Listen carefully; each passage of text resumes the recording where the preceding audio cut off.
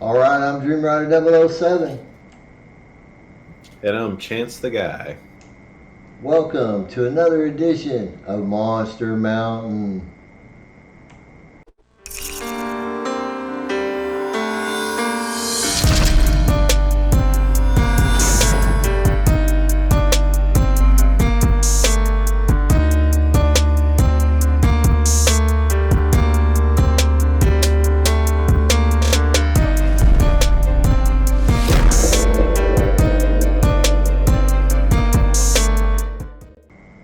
All right, in today's edition, we're going to be talking about the latest Steam Monsters or Splinterlands development update. They posted it out here on their Steam Monsters account, which runs on the Steam blockchain. You can access that through steampeak.com or steamit.com. There's actually quite a bit of information in this one. They're talking about potions, quests, and active splinters. So, for the first thing, potions, I'm looking at the article now.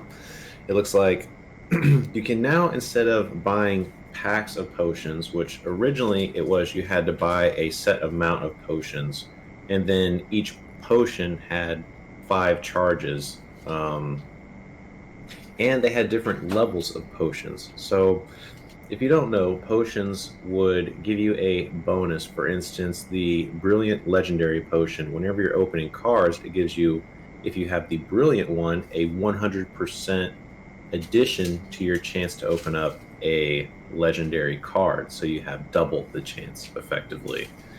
But the changes that they made is that they've consolidated all of the potions just into Brilliant Potions only, which is the 100% potion, because they sold weaker potions, such as you get a 20 extra percent chance to open up a legendary or a 50% chance. And I think that's a smart move on their part, because who in the world is spending money to only get a 20% bonus chance? You either want the 100% chance or you don't want any chance at all. I don't really think that makes any sense to me. I don't know. What do you think? Yeah, so, I like the new changes. I think it's better just to, run the double or nothing kind of a deal. Most people were spending their money on doubling, and then I think they said they had some cases where maybe people were trying to combine the 50% chance and the 20% chance, thinking they were going to get 70% chance, but the code only allows you're just going to get the best chance that you have. So they were in effect wasting their dark energy crystals and getting no benefit if they tried to use two potions at the same time. Oh, so they tried to stack potions, but you can't do that, of course. Although, it might not be that apparent. And then it looks like the other change that they made is that you can buy any amount of charges for your potions that you want. Instead of before you had to buy them in sets of like 50 or 100 or 500, now you can just say, hey, I want 47 charges. Let me buy 47 charges. And you can buy each, it's some amount per each charge. I think that's smart too. Yeah, I think they're gonna, and they're allowing more payments. So before you had to earn the dark energy crystals, and then or buy them off the Steam Engine exchange, and now you can just purchase the potions directly from the Splinterlands team. Using PayPal, right? Yes, I'm not, and I imagine they're going to allow all the forms of payment that they currently accept. And then they turned around and the way they put a floor under the dark energy crystal prices is they, instead of setting a floating rate for the pack purchases, you can now purchase the packs of cards from them for a fixed 2,000 dark energy crystals, pegging it closer to the same value you would get of 10 dark energy crystals per penny. Yeah, that was probably the change that I was most interested to see, because I think a lot of players have been kind of questioning, what's the plan for Dark Energy Crystal? Are we looking for this to just appreciate as they get burned, or what? what's going to be driving the value, or what's going to be kind of the value proposition for the token, other than what it is now, but as far as future growth. So now we kind of know the future of dark energy crystal, which is to be pegged, at least as of now. And then I imagine, since it's being done, it probably won't change in the future. um, it's going to be that 2,000 dark energy crystal at a baseline will buy you one pack of Splinterlands cards. Yeah, exactly. So if we come out here to the Steam Engine Marketplace, you can see the dark energy crystals. They are up today for almost 4.5%, and the price is 0.00083. So that's probably going to stay near that because they're thinking when this drops lower, people will come out here and buy up a bunch of these dark energy crystals on the market and then be able to trade them in for basically packs at a discount. Yeah, I mean, someone was definitely going to do it, but I mean, the development team just came out and flat said it. Hey, there's going to be a baseline on dark energy crystals because anyone can go out and arbitrage this market now if the price drops too low. So, it literally just said, hey, here's what you should be doing as a smart player, as a savvy player, if the price gets low. Yeah, I got to be honest, man. I am stacking a little bit of dark energy crystals now just because of this change and waiting for arbitrage opportunities. And it's Bitcoin is down pretty hard. They busted below 7,000. Steam is getting murdered. I mean, it was 14 cents not too long ago, and there was some of the blog posters were like, "Yeah, man, you got to buy in now. Now's the time." And now Steam's down to 10 centavos per Steam. They just lost 40% on their buy-in. You know. Yeah, that's pretty harsh. Pretty harsh. And then you come out here to dark energy crystals, and dark energy crystals are, at least in this environment, it's pretty impressive that they're holding their value so well. And that means you're gaining value on just about every other cryptocurrency out there. And not only that, you can earn these things in the game. At Diamond, you're getting 100 plus. Champion, when I was champion too, I was getting a couple of hundred a win. So you can get 10, 15 wins in a day. At them higher levels, you can play 25 game or 24 games thereabouts. So you're talking about a pretty substantial return. I mean, that's what it sounds like. I've never broken into anything higher than gold 3, but yeah, that's pretty juicy. The rewards are there. I was happy to see that they put a floor under the price there's a pay, because originally you were going to be able to send your dark energy crystals to their Steam Monsters account and then get a Steam vote, because there was a time, when Steam was $1 and $2 and $3, that meant something. But now that it's 10 cents or thereabouts, it don't have the same impact that it used to. That's for sure. Yeah, unfortunately. But I do have good news. If you, like me, move some of your stake over into then Steam Monsters, and now it's called Splinterlands, well, you got a pretty big fat smile on your face because your account has gone up significantly, most likely, if you're like me, in a down crypto market. And boy, that is hard to do. Yeah, it definitely is. I think that's why whenever they went to what was the last thing? Steam Fest, when they went to over to Asia just now, maybe a few weeks ago. The Splinterlands creator said that they have never seen people so hyped up for something, and that it actually made them realize, oh wow, what we're doing here is it's a lot bigger than we thought, because we weren't expecting any kind of reaction like this. And I think that bodes pretty well, because the thing to me is that, unlike something competing, kind of like Gods Unchained, other blockchain game, Steam Monster, well, Splinterlands is still very much under the radar. They haven't started their marketing or PR or anything. And I think once that happens and once more players, start to funnel in, if you know about it now, you're going to be, way ahead of everybody. The future's looking bright. Gods Unchained, they got, I don't know how many of the viewers are poker players, but in poker, the house takes a rake every hand, and that's how you pay the bill to be able to sit down and play poker. On Steam, there's no fee. When you trade your card, the Steam blockchain, it handles everything for you, but it doesn't charge you a fee to do that. You just get to enjoy those services basically for nothing if you have just a little tiny bit of Steam power in your account.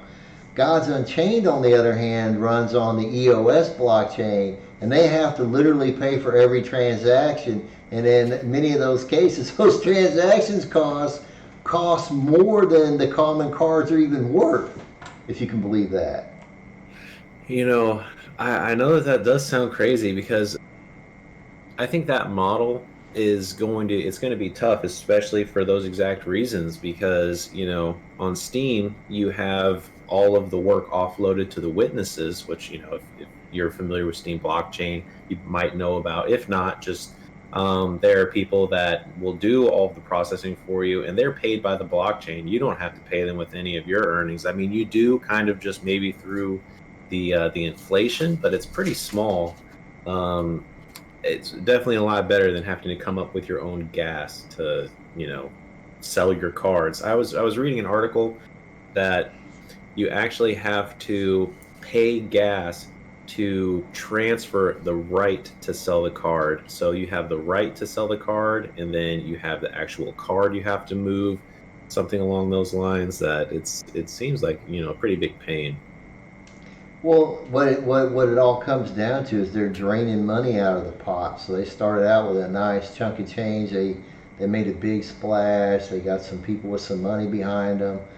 But what they're going to discover is by the time next year rolls around, a lot of that money is going to be sucked out, and everybody your cards are basically your chips in the game, and you're going to find out they're not going to be going up in value because the house is literally sucking all the value out of your investment every day.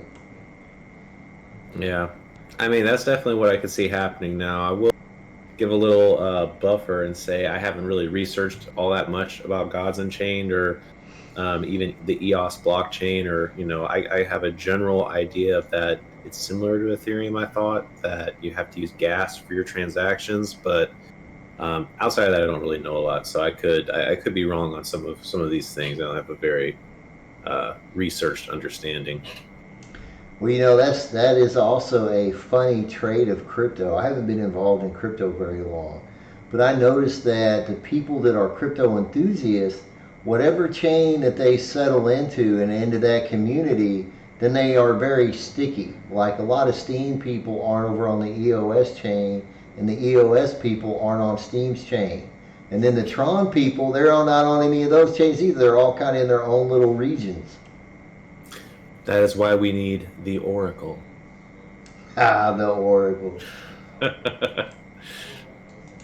All right. Anyways, getting back to Splinterlands, the other thing we should discuss is the new active Splinter changes and the daily quest changes.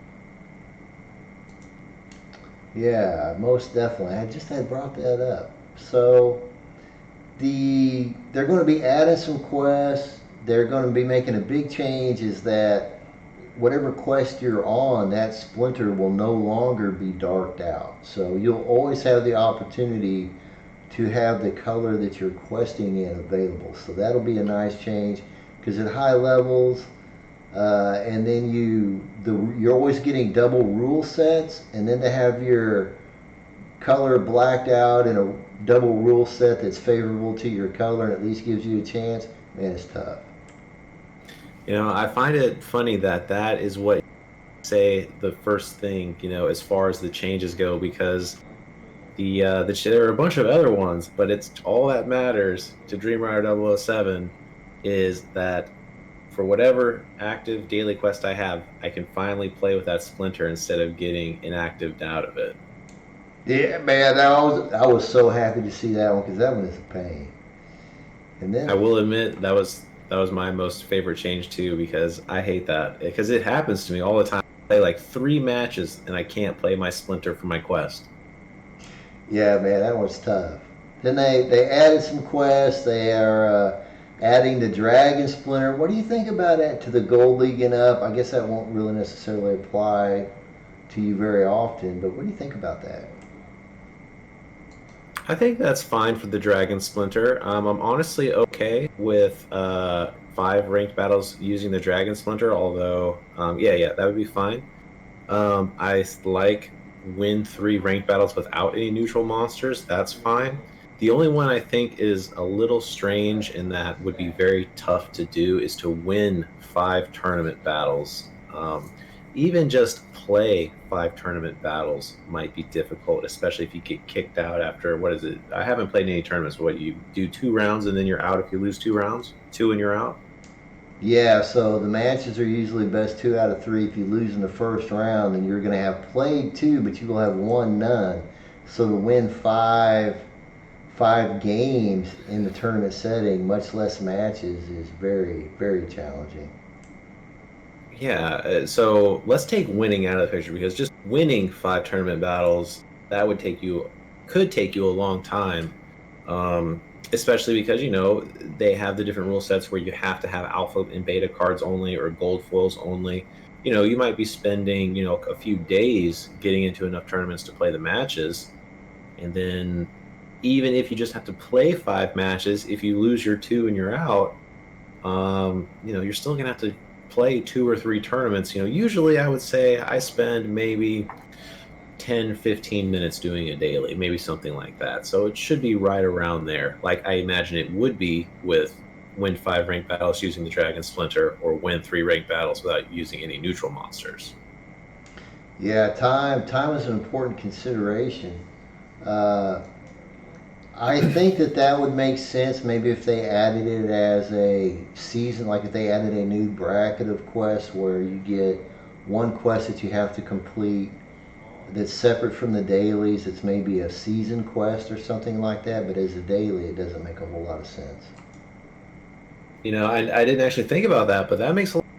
What if you had weekly quests as well? You had one quest a week with like a bigger goal like that, like win 5 tournament battles or play 5 tournament battles. Because actually, if you're not replacing a current daily quest with play 5 tournament battles, but you're just adding on win 5 tournament battles, like once a week or once a season, now you're going to encourage people to play in the tournaments, which actually might be a good thing instead of just fighting, Moon's alts and getting wrecked all day. Yeah, man, that guy just those guys are tough competitors, and as far as that goes, the Moon guys, I would expect to see more larger players as this starts to spread in Asia. I see the Asian community really banding together and bringing. I see them bringing the army, bro. So I think that there's going to be more top guilds that are just a small group of people just wrecking the crap out of people, and then it'll be very interesting to watch those guys go to war and stuff. So it's going to be a lot of fun. Yeah, I can definitely see it happening. I think it will be. All right, well that looks like a pretty good stopping point. And the other thing that I guess I should just mention real quick, I really like the fact that they made these editions Gold League and up so that it doesn't impact the new player experience. But if you want a seat at the champion table, baby, you're going to have to work a little bit harder at it now. Ho, words well spoken. All right, well, that's going to do it for me today. I'm Dream Rider 007. And I'm Chance the Guy. This has been another great day in Splinterlands and deep from the heart of Monster Mountain. Ooh.